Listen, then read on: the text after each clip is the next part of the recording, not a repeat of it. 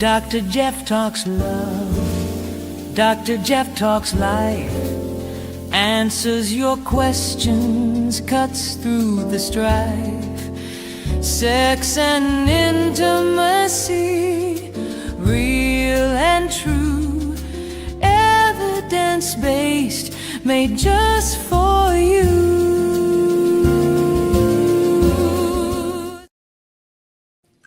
Greetings and welcome to Dr. Jeff Talks About Sex and Intimacy, where we explore the science, the stories, and the soul of sexual health. I'm your host. I'm Jeff Albaugh. Today, you're joining us for episode 50, Healthy Masculating with LeRoy Gordon. Whether you're watching live or listening to the recording, I just want to take a moment to sincerely thank you for being here. I can't tell you how much I truly appreciate your presence. Every single one of you, your engagement and your curiosity and your willingness to learn are what makes this podcast happen and what it's all about. So thank you so much for being here.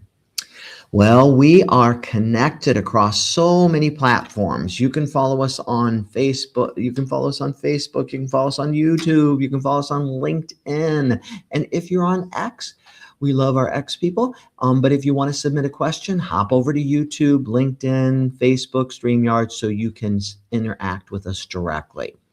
A quick favor, if you are a Facebook person, the more people who follow us on Facebook, the more we can do on Facebook. So we love when you follow us on Facebook. And if you're a follower, thank you. We appreciate it. Visit the website. On the website, you can pull up and watch all the previous 49 episodes with all the incredible guests. There's so much good knowledge there, and I hope you can glean from that knowledge because it's really some wonderful information. You can also pull up the calendar and see what's coming up all the way through March. We've got some great, wonderful guests coming in, and we're going to be talking about some fun subjects like we are tonight, and really interesting subjects that will hopefully help you live a more wholehearted, beautiful life. And so go to the website. You can take us wherever you're going. You can take us in the car and you can stream. We'll be right there with you streaming on your favorite streaming service like Spotify, like Amazon Music, iHeartRadio. When you're working out at the gym, when you're in the car on those long road trips, take us with you. Learn more from Dr. Jeff Talks About Sex and Intimacy. As always, I like to take a moment to remind you that everyone is welcome in this space. Whatever your sexual orientation, whatever your gender identity or your relationship style, you are welcome here. And we are so glad you showed up. And you matter. You matter to us and you matter to others. So we really appreciate you. The mission of the podcast, really, what is it all about? What do we do? It's pretty simple. It's just to empower and enlighten you with the evidence-based scientific information you need to improve your sexual health and deepen your loving relationships. So hopefully you will be able to live this one miraculous life more wholeheartedly, more fully, and more lovingly. Today marks a bit of a milestone. How crazy. Episode 50. And I couldn't think of a better guest to help us celebrate than LeRoy Gordon. He is the creator of groundbreaking concepts like the one he's going to talk about tonight, healthy masculating. I love that term. If you've ever wondered how masculinating can be reclaimed in a way that nurtures connection, emotional presence, pleasure, and wholeness, well, guess what? This episode is definitely for you. LeRoy invites us to rethink what it means to be a man by shifting away from rigid, inherited scripts and towards healthier, more expansive versions of masculinity and what that looks like. Ones that support better intimacy, better relationships, and better lives. Love better. I always tell my patients, my favorite word is better when they come back to see me. We're going to explore how men can embody power, their power without domination, vulnerability without shame, sexuality without fear. So, settle in. Episode 50 is all about healing, integrating, and reimagining masculinity in ways that strengthen both individuals and relationships. So, my guest today, LeRoy Gordon, he's an educator, he's a speaker, he's a men's wellness strategist, known for pioneering the concept healthy masculinity. Healthy masculating, a practice centered framework that helps men develop emotionally integrated, relationally connected, and sexually healthy ways of moving through the world. With a background in men's behavioral health, embodiment practices, and community leadership, LeRoy has spent more than a decade guiding men through personal transformation. His work blends emotional literacy, somatic awareness, and culturally informed conversations about masculinity, helping individuals shift from outdated, restrictive norms to more expansive, life giving expressions of male identity.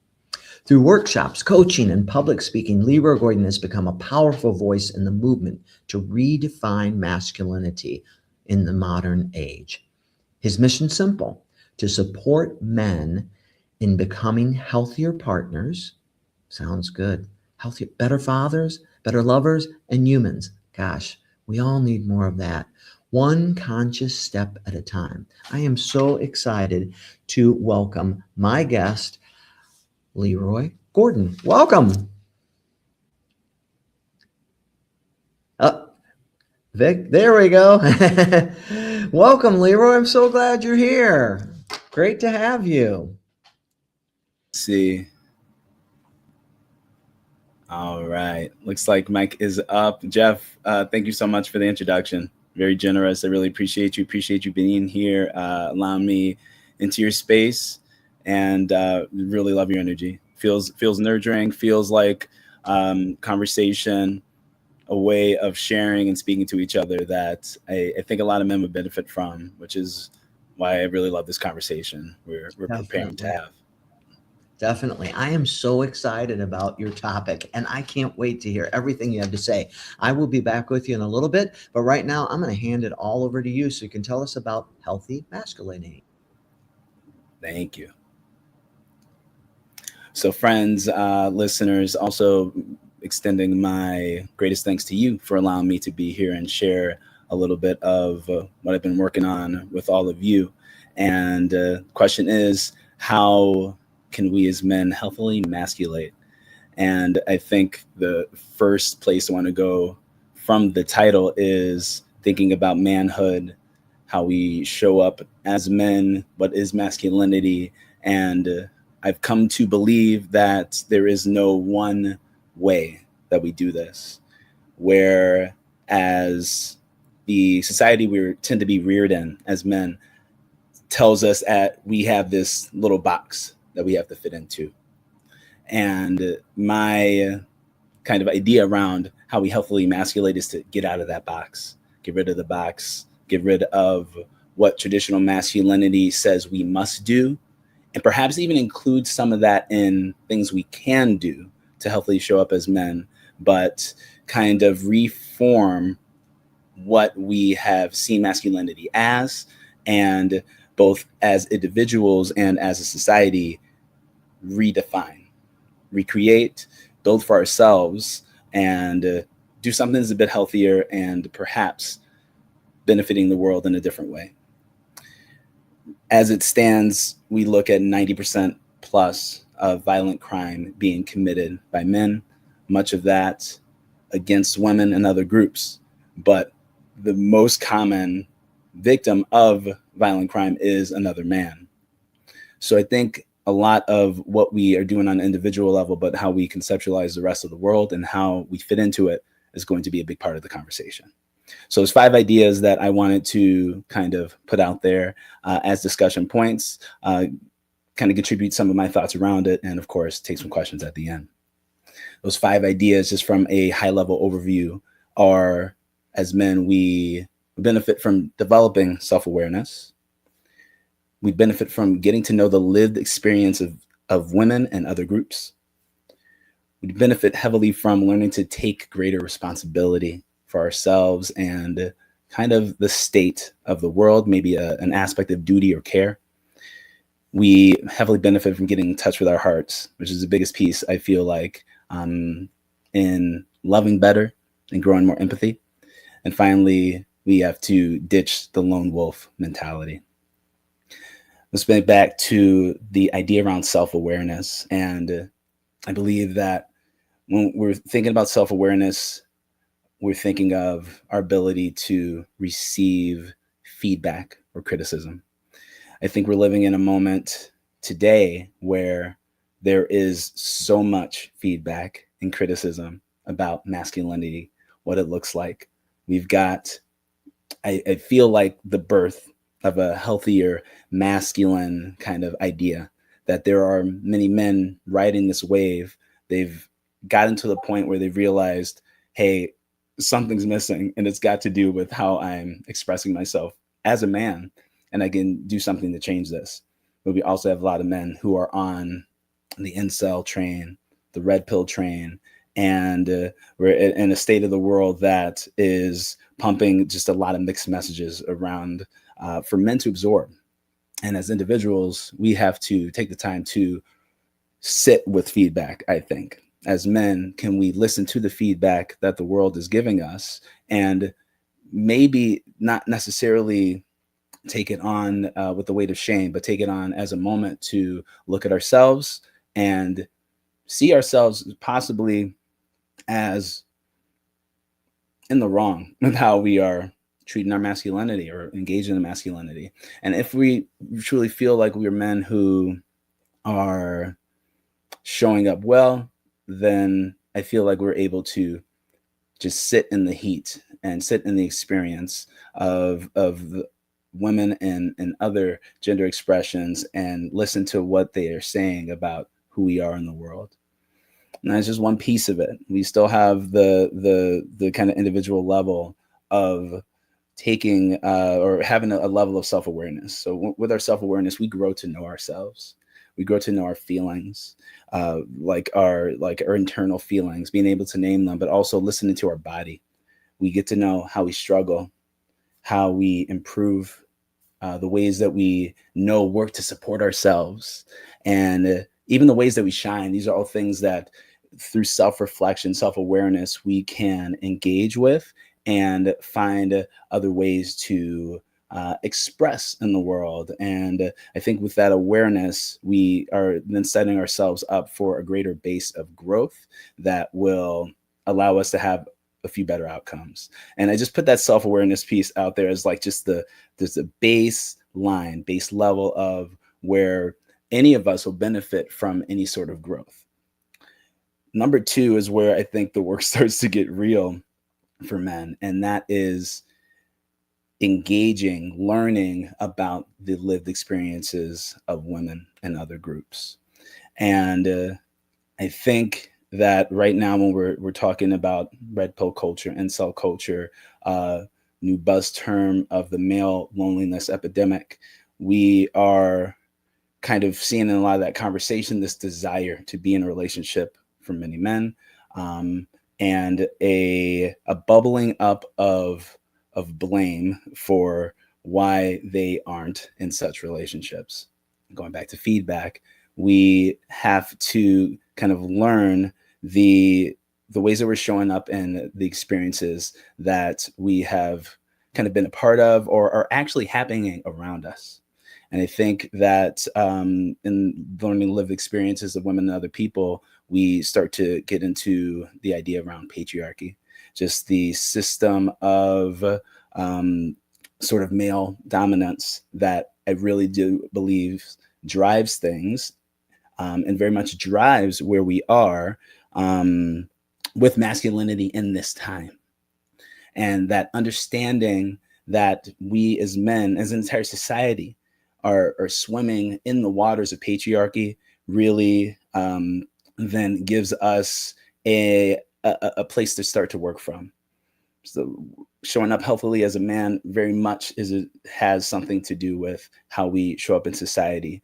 in the women that live next to us, the women we're in relationships with, the women we work with, and knowing these actual real experiences. Like, we have numbers we can look at, right? We have 1 in 3 women experiencing sexual violence in their life, and that number being solid for the last 20 years plus. 1 in 3 women will experience stalking, will experience physical violence from a intimate partner.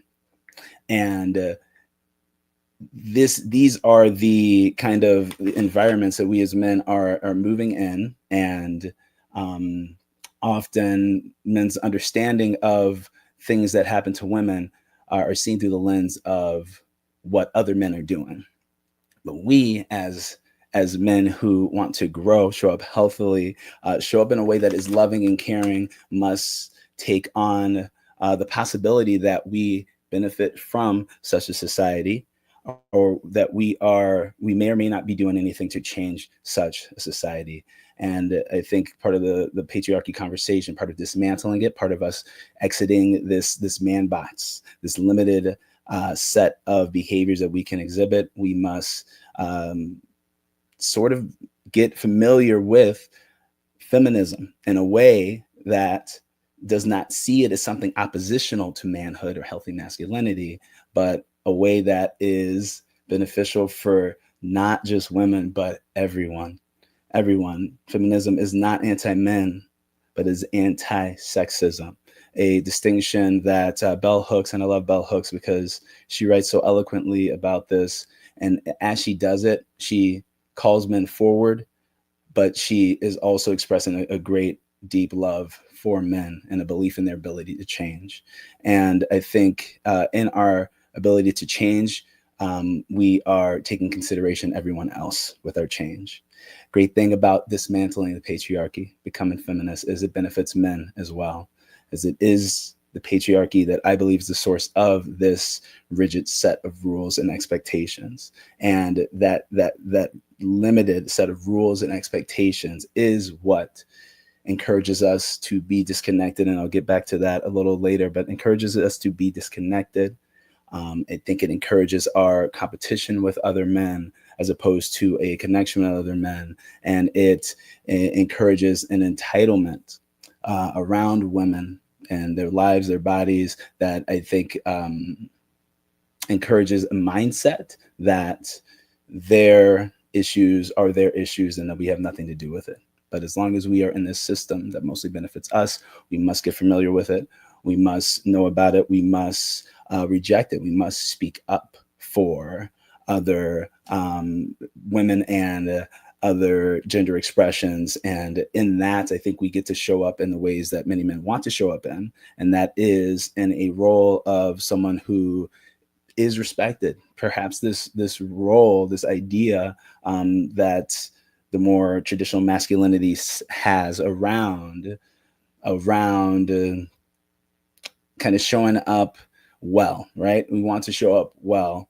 And I don't think men are showing up well if we are not taking all other beings into concern. Leading to number 3 is this idea around responsibility.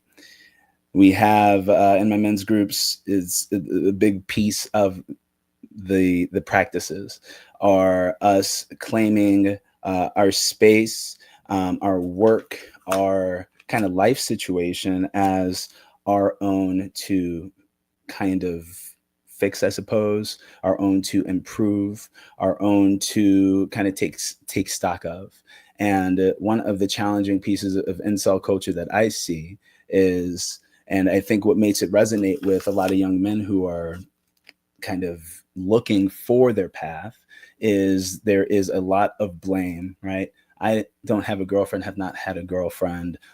This must be a problem with women. And then you have the guy who wants to kind of sell you something, perhaps for their benefit, but at the very least pushing a different version, a different idea, and that it is women's fault that you are alone. It is women's fault that you have to live up to such standards, when I simply don't think that part is true. If we take responsibility for our lives, which may not be our fault, right? We're in the patriarchy. We're all kind of reared in this water. We're all in a society where many of us learn masculinity as is, and that's just it, without a ton of influence to tell us, hey, maybe there is another way.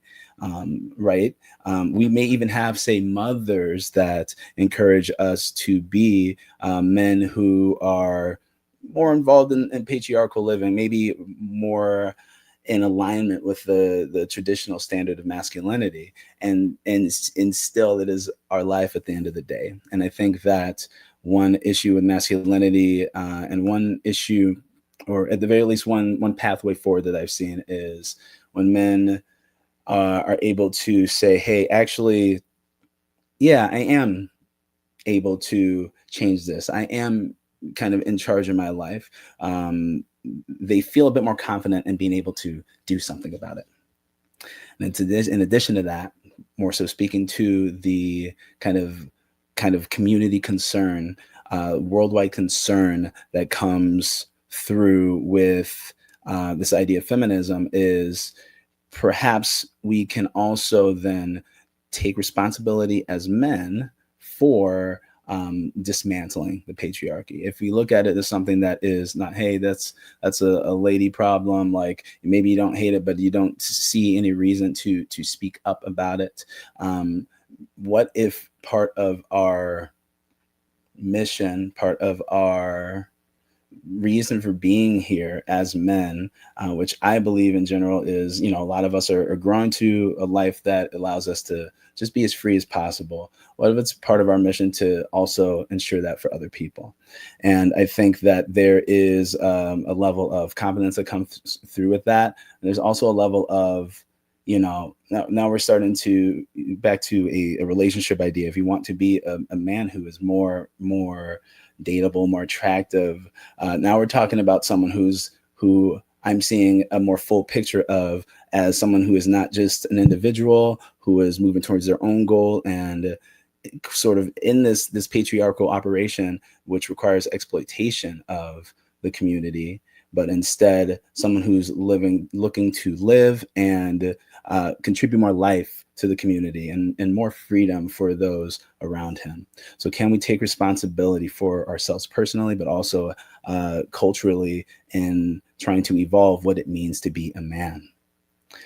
Fourth point was this idea around getting in touch with your heart. And I think this is where like the work can really start. And I think before moving on from responsibility in full, I think a lot can come up with the idea of, hey, I'm a good man and I do what I should. I treat people well. I've never done violence against anyone in my life. Why am I being made to be responsible for any of this? And maybe that's, a broad example. Something, anytime we're asked to take responsibility when we have done something maybe wrong, or something that people see in a more negative light, things come up. We as men have difficulty when things come up, learning to even name our emotions, work with our emotions, process our emotions in ways that are productive. And I think that traditional masculinity has a way of telling us that we need to not be in touch with our heart. In fact, in order to be a man, full man, grown man in a traditional masculine model, we must disconnect from our heart. We must disconnect from our emotions, and we must disconnect from what is warm, what is soft, what is girl or woman like. And it is those ideas, those patriarchal standards that say all those things are bad, less than, and weak, and we must not be those things. And in that, I think men are done a great disservice. And I think that is the work of finding our way from the masculinity that many of us are practicing to a healthier form of masculinity.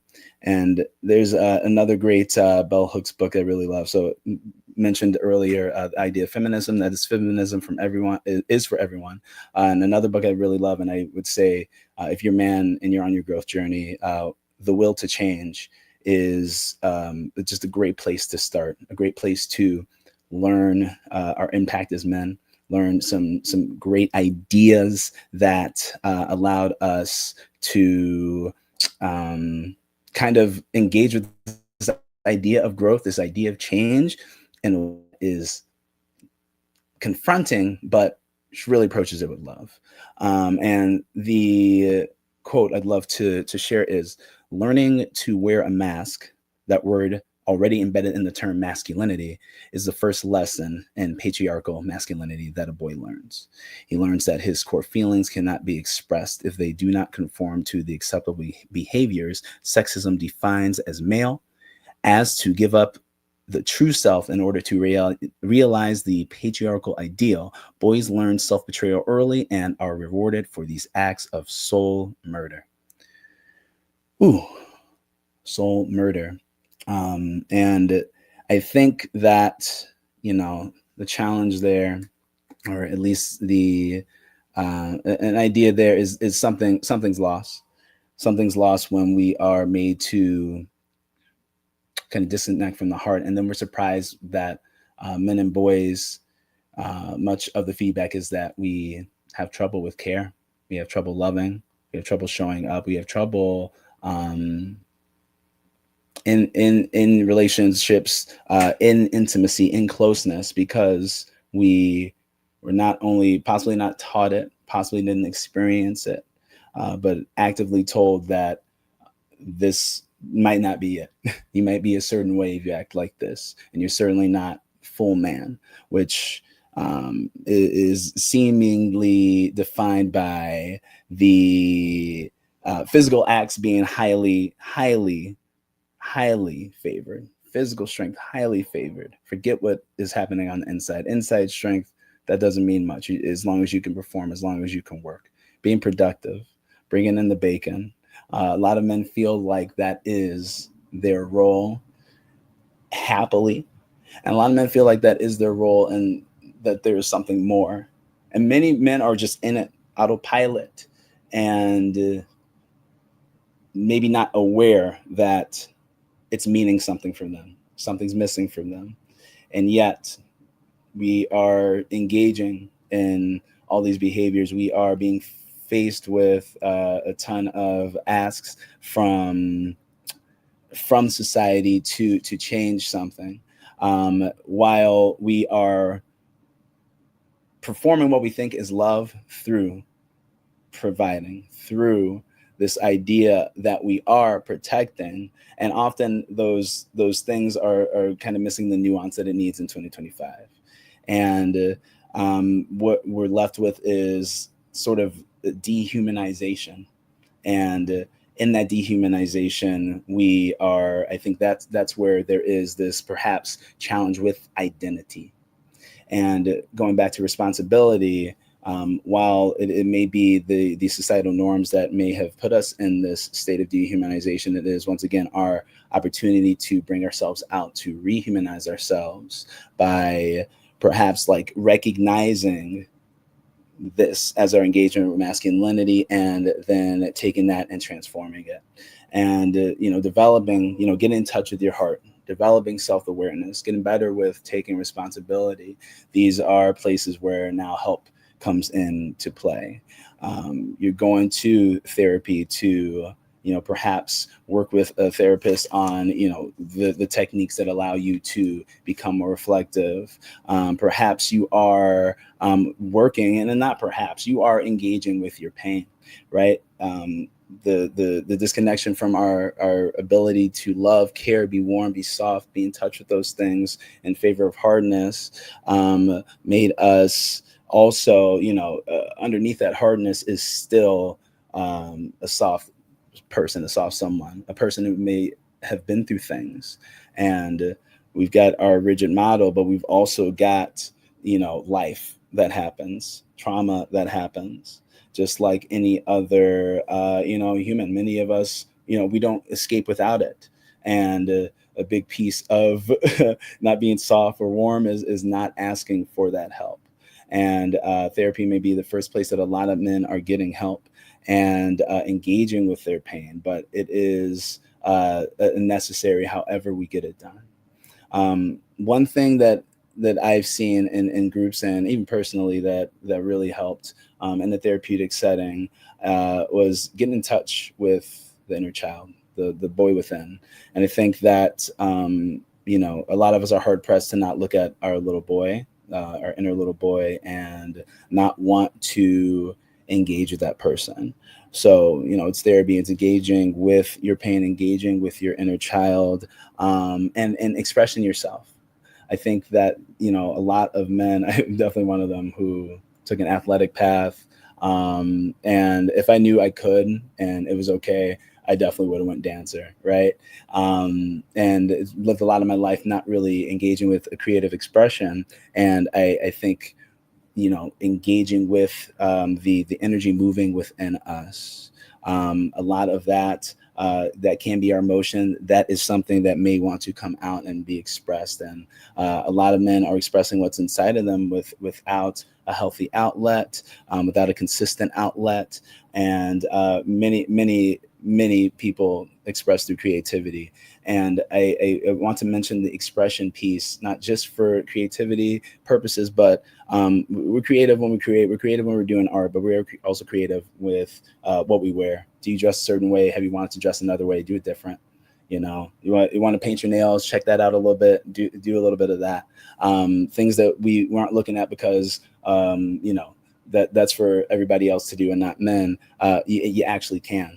You can actually make those rules for yourself. And I think in that expression, what feels like weight, what feels like armor, what feels like constriction, with help, with looking inside, with expressing yourself more fully, more as you want to, there is access to a bit more warmth. There is access to what we close off when we disconnect to our hearts. And I think a big piece of what's closed off is empathy.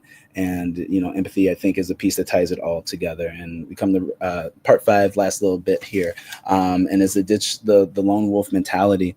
And I think, lone wolf mentality, there is a big value in the US and masculinity, maybe around the world, and certainly in patriarchal standards to get it done on your own. And I think that there's so much wrong with the idea that successful people get it done on their own, when in fact they have a team, people working for them. A lot of them have families and support systems in the quote unquote background doing the thing. So it is a potentially a farce that we can do this all alone. And even the things that we do, cool. And a lot of times it's just better doing it with somebody. It's a lot better asking for help. It's a lot better to ask for support. We as men seem to glorify the individualism and look sideways at collectivism outside of team sports. Look outside of, or look down on asking for help outside of a space in which that is already the point to kind of be doing it, which again, team sports situation. Maybe you're going to go to a personal trainer because that is about strength. But when it comes to therapy, when it comes to talking to somebody, when it comes to even talking to a friend, that is simply seen as weakness. It is undervalued. And I think that has had implications beyond just what it means for us personally, but undervaluing our fellow man. What if we valued men more in the first place? Are we doing violence to other men at the rate that we're doing violence? If we cared about the experiences of women in the first place, outside of the women we know, many incel men don't have women connections to know that, hey, this person is a human and not an object, and they have experiences. And if you had empathy, perhaps listening to their lived experience would move you to do something about what's happening to the rights of women in the US, where we're seeing the death of people, women, because they can't get abortion care, where the wage gap is still 77 cents to the dollar across the world. Maybe if you are in touch with empathy, you're caring more about that, doing more about that. Maybe you're caring more about the rights of all groups. And I think in that we become the type of men that we want to be, the type of men that are more approachable, more dateable, the type of men who will get grace on their journey of growth. And it's through empathy.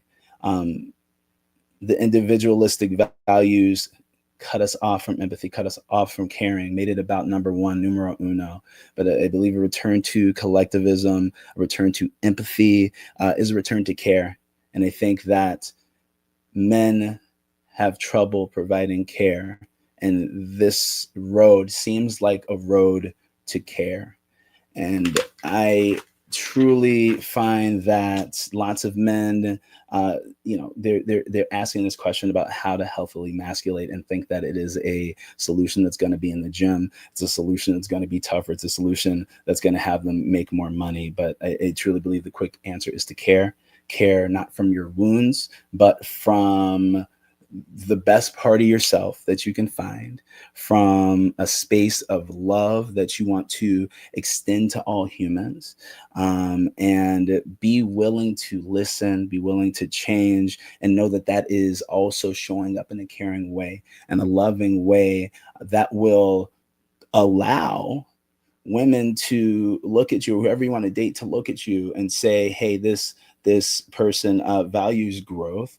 They value themselves enough to take responsibility for their situation. They value the world enough to care about others in the world and how they contribute. And they care enough to do that listening, to do that growth, to show up in a way that is a bit more inclusive to everyone. And I think that when I think inclusivity, I think freedom, and I think like that really freedom to be who we are is the goal of many people. I do think that is the goal underneath everything a man wants is to love and to be free. So if we can develop our self-awareness, care, and do something about the experiences of and the rights of women and other genders, other sexual expressions. If we take responsibility for where we are, who we are personally, and the responsibility for an evolution of masculinity, if we get in touch with our hearts and be a little bit more less individualistic and more collectivist in terms of how we are caring about care and actually providing it, that we are kind of setting ourselves up for better outcomes in dating, in the world in general. And that's what I got for you. And any questions, I'd love to answer them for you. Awesome. So many important concepts in there to wrap our heads around. I really, I like a lot of what you had to say, especially like it kind of starts with the self-awareness. It starts with me, understanding who I am and what I'm about and what I want and how I've been taught and scripted to believe about myself. And is that the way I want to believe about myself? Mm-hmm. All those things I think are really important for each person to kind of examine as they move through. It's kind of a big deal, and you think you think of so much of how we're programmed to not to latch on to very particular emotions like anger, but not the other ones because they're not okay, right? It's like our go-to is anger, but we can't go to the rest because those aren't okay. And those are all scripts and things that we've been taught that are not healthy, and we need to challenge and examine. Absolutely. And I love the idea around anger. That's the okay one. Maybe, joy, maybe a high level of excitement. But even there's there's a too cool or too manly level of happy, of excited. Absolutely. Right. And it's like, wow, we're even limiting that. I think we deserve to have a more full expression. And I think we have a more full expression of what's actually happening, good, bad, ugly, difficult. We're creating space for ourselves. And I think that's what men need inside, just some more space. Yeah, and you got to dig in, and a therapist can be really, really helpful because there's probably something underneath the anger, something like sadness or pain or trauma or whatever. But you're not going to know unless you explore some of that and really look at it. And trauma and anger they're gonna, if you don't acknowledge them, they're going to keep showing up in all the wrong ways. So So I think it's really important to dig underneath it and see what's really going on. What are those real emotions? And so I think that's really good. I love some of the terms you used, like how many of the things we've been taught about. It's not okay to have these emotions. It's not okay to do these different things. So we wear this mask, and that's really soul murdering. Powerful Hmm. terminology, but really, gosh, I think soul killing, that really kind of describes what that's doing, because I can't be my authentic full self because I'm only allowed to be certain things. Absolutely. I wanted to mention one piece as well. The community piece, right, is about caring. I think for men, getting right with masculinity also involves getting right with men in general. And a lot of us, I think, don't know how to have male friendships. We, every time we hug, you got to do the pat back thing because it's just a little, we're not allowed to just embrace each other and hold on tight. We're not concerned with necessarily what is this guy next to me going through. And I think that transforming that piece as well, like a therapist, great support group. And I think post therapy, pre therapy to get into a men's group has been something that I've seen many guys do that has been helpful. And then it's I guess you're concerned with the community, but then it's like, where do you find community? And I see a lot of our community be in our romantic relationships, but I think there's a lot to be said about us getting back to friendship as well, and relying on friendship too. And that friendship, those other ways that we can get our support, we can learn to take our mask off. People we can take our mask off with, really lead to, I guess, soul renewal, healing, whatever you want to call it. Yeah, I think, and that leads into what I was thinking as well about, Daniel Goleman. A lot of people know him from his book, Emotional Intelligence, but he wrote a second book on social intelligence that showed study after study that shows we are hardwired for connection with each other. It's not optional. We are literally hardwired for connectivity with other human beings, male, female, with other people. We have to bond with them. And I think that connection is so, so important. With my couples, part of our intake, we always ask, who are your significant others? Who are your people? Who do you talk to and be authentic with and exchange and be present with? And you got to have those people in your lives. So I agree with you that especially having your loving mate is one person, but they can't be every single thing to you. So you need other people in your life, friends and family, who are your people, period. They're your people you can show up and be authentic with without feeling judged, that you can have real connection, feel valued and seen by, and they feel the same with you. So I think that's so important. And I really like that you emphasize that point, in addition to the work you need to do on yourself, connecting with others. Because our go-to is, I don't need anybody. I got this. I can do this all myself. Even with our partner, I got this. I got this. Absolutely. And I think, that is part of the work. That's part of the work on yourself. And the piece of it being, work doesn't have to be called work, but it's not necessarily easy to do. There are comfort zones that we have to step out of. We can't expect friendship to fall into our laps like it did if we were, doing classic school, just become the friends with the people around you. But a lot of us aren't around people outside of work, perhaps a gym where we then put our headphones in and then don't go talk to anyone. So there's a level of finding the spaces, appropriate spaces where people are looking to connect, and knowing that takes a little more work than it used to earlier in our lives as individuals. But overall, when maybe society is becoming a bit more disconnected because of devices, ease of communication through other means, all the things, we got to put a bit more effort in finding those other spaces where we can find that, not just for the sake of support, but we just want people in our lives because it enriches for fun, and they will often become supports. Yeah. And they so do exist. They're out there. They're in churches. They're in communities. They're in barbershops. They're all over the place. You do have to look, and you do have to get into them. But we're doing an episode coming up, I'm super excited about in the new year, called Put Down Your Phone and Pick Up Your Life and Your Relationship. So can you unplug? Can you look around you? Can you listen? Can you acknowledge the people around you? Because it's around you, it's there. But Yes.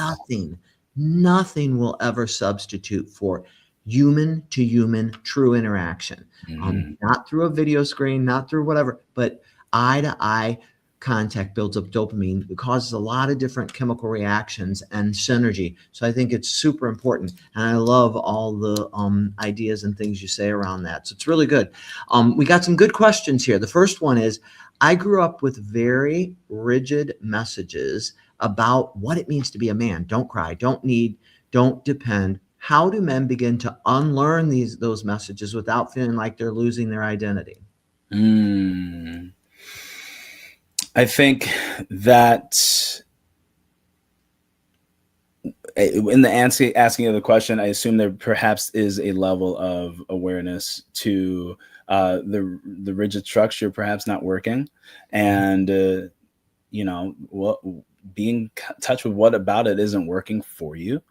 What aspect of you wants to be expressed. I mentioned the nail painting, dangly earrings, for example. I just want to wear it because it looks cool. It means nothing about me, but it would mean everything. And the barrier to that for me was, oh, what are the other guys going to say? And then I remember, I'm like, oh, actually, I've learned that I'm letting go of that. So what is outside of that rigidity that you want, and connect with why the rigidity does not work, and can you let go of what comes up for you when you're thinking about facing the rigid kind of scripts and knowing that you're going to go against it.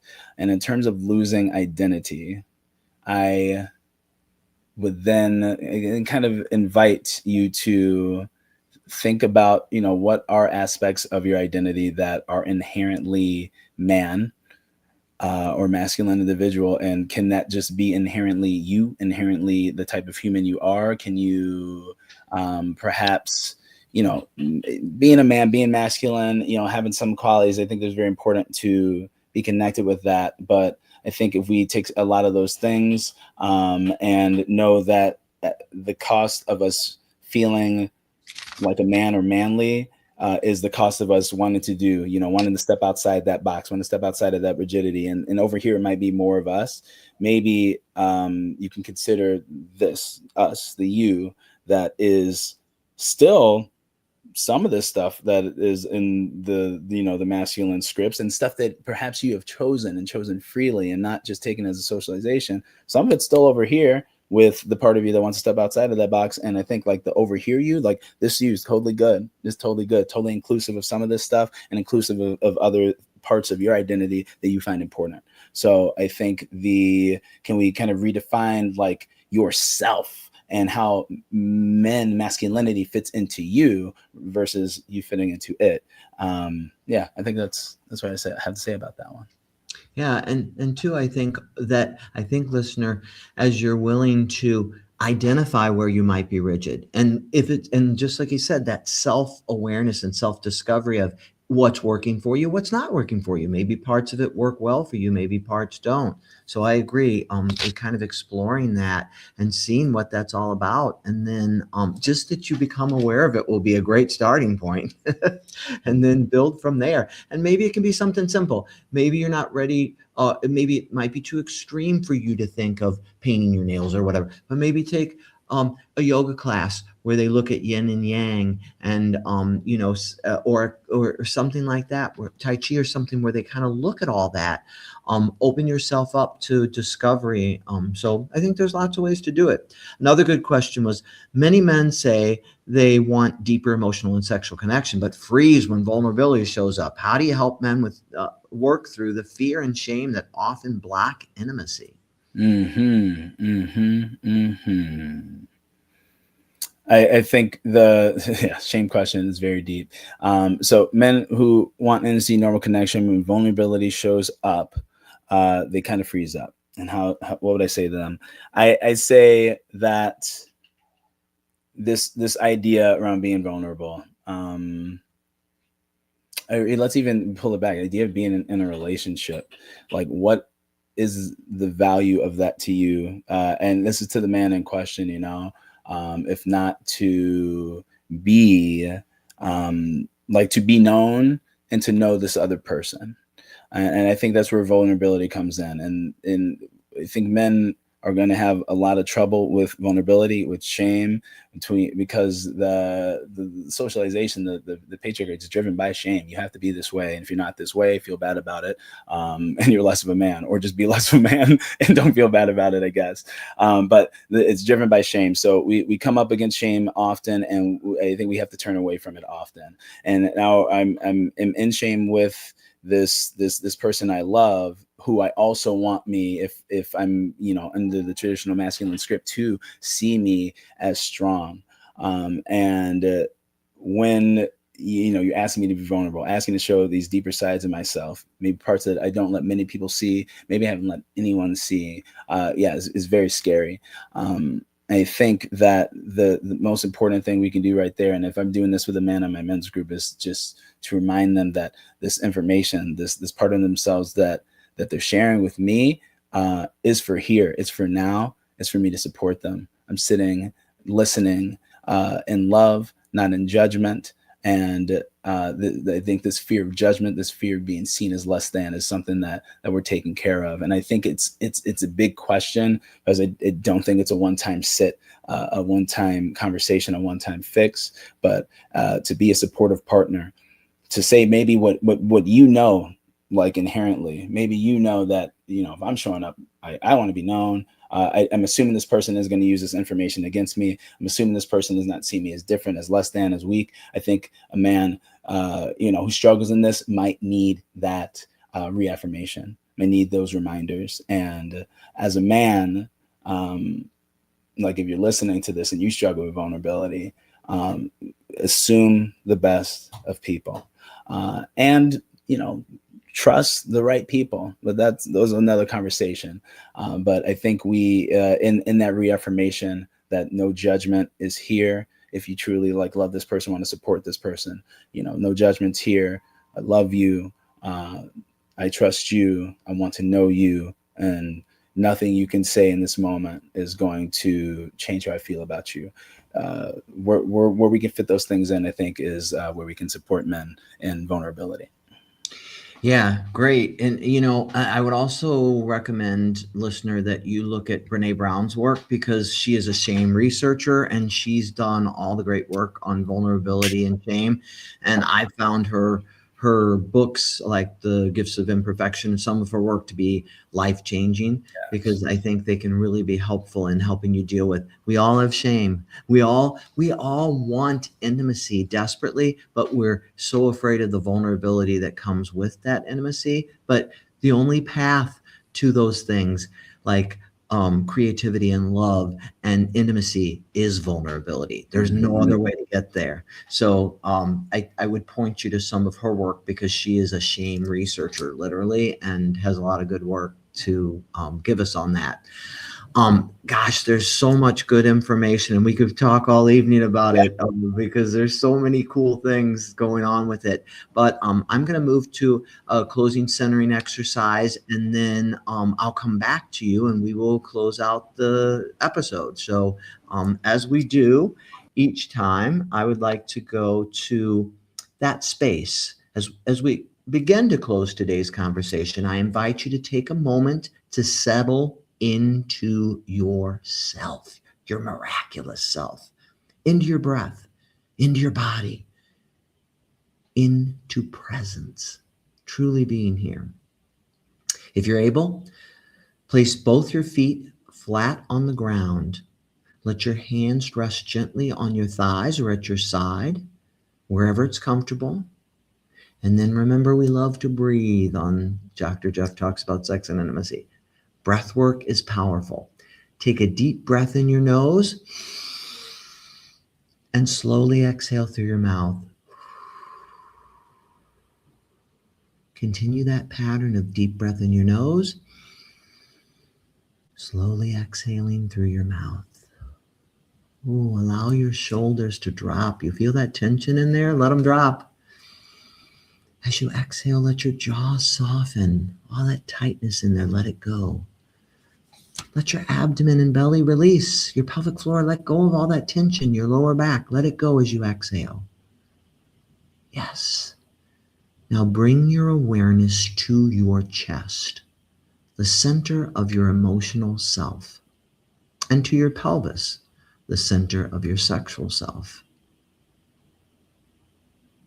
Now imagine a gentle line of connection between the two. Your center emotional self and your pelvic sexual self. Breath flowing, energy flowing. You fully connected to your whole self. As you exhale each time, you can say aloud or silent to yourself the following. Breathe in, exhale. I am allowed to be strong. I am allowed to be strong. Inhale, I am allowed to be soft. I am allowed to be soft. Let it go, let it go. Inhale, I am allowed to belong. Powerful word. I am allowed to belong. Inhale, I am allowed to feel whatever emotion comes up. I am allowed to feel whatever emotion comes up for me. With each breath, feel yourself grounding into a version of masculinity that is authentic, but flexible, that's compassionate, a compassionate masculinity, a loving and healthy masculinity. Take one last deep breath in and slowly release it. And then when you're ready, gently open your eyes, return to your space. You are here. You are whole, and you are worthy of love and being loved. Well, Vic, can you show them what's up next week on Dr. Jeff Talks About Sex and Intimacy? Dr. Jeff sits down with nationally recognized sexual health and reproductive medicine expert Elise Forsythe. She will explore what it truly means for women to reclaim their pleasure, agency, and sexual voice, unapologetically and without shame. Elise will unpack the cultural narratives that have long silenced women's erotic expression and discuss how science, embodiment, and honest conversation can pave the way back to confidence and connection. Join us on December 23rd at 7 p.m. Central Time to learn more.